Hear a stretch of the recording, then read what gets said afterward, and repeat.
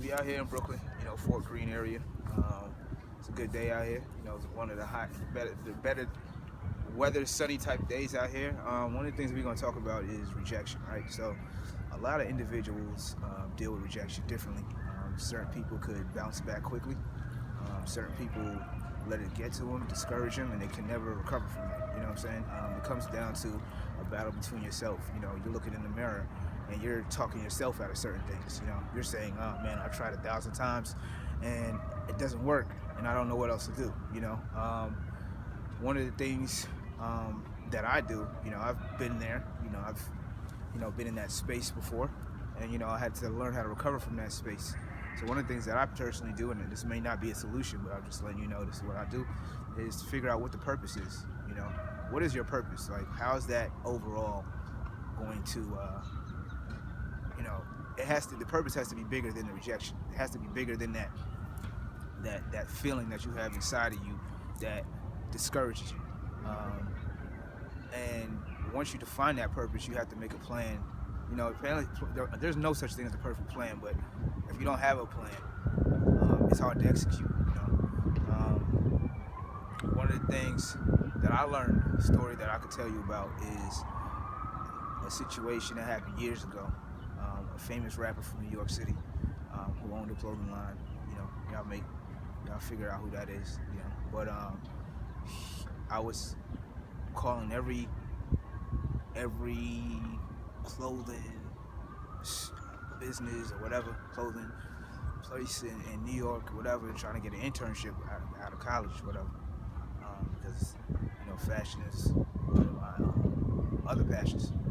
And so I finally got on the phone with this particular clothing line, and I ended up getting in touch with this famous rapper's sister, who happened to be, I think, director of marketing, one of the head people in the clothing line. And we're talking on the phone, building rapport for about a week and a half, 2 weeks.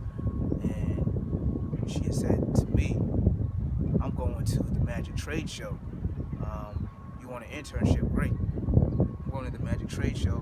Call me at the end of the month." It was February. The Magic Show. The Magic is a fashion trade show. And she said, "Call me at the end of the month, and we'll arrange an interview." I was like, "Oh, I bet." I'm excited. I'm fired up. You know what I'm saying? I'm talking to this famous rapper's sister. It's like one step away from this famous rapper, so I'm hyped. So I call her back in 2 weeks, like she told me to. When I get on the phone, I'm like, "Hey, what's going on? So and so." And she goes, she says to me, "Who's this?" And I'm like blown away, right? Because I'm thinking like, "Yo, how do you not know who I am? We talked on the phone like regularly, damn near every day, right?"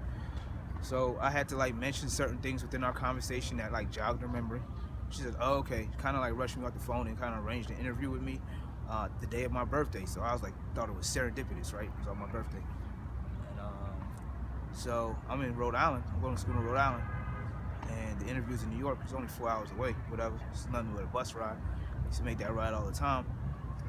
So when I get to New York, I get off the subway and I get a phone call from an assistant stating that I would not be in the office. Mind you, I'm coming from another state. They would not be in the office.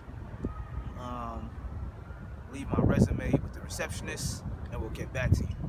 I'm like, "Yo, I'm coming from 4 hours away,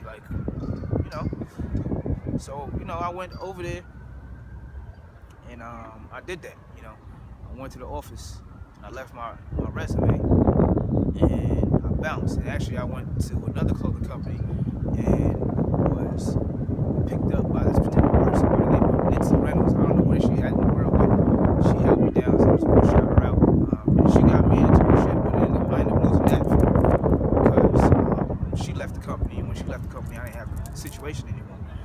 But the point I'm trying to make with that is that now that I look back at it, if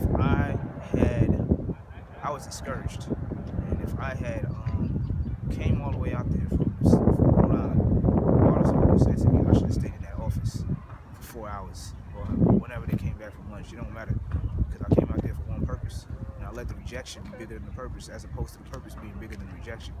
So now I learned a lesson from that space, and I always remember that anytime I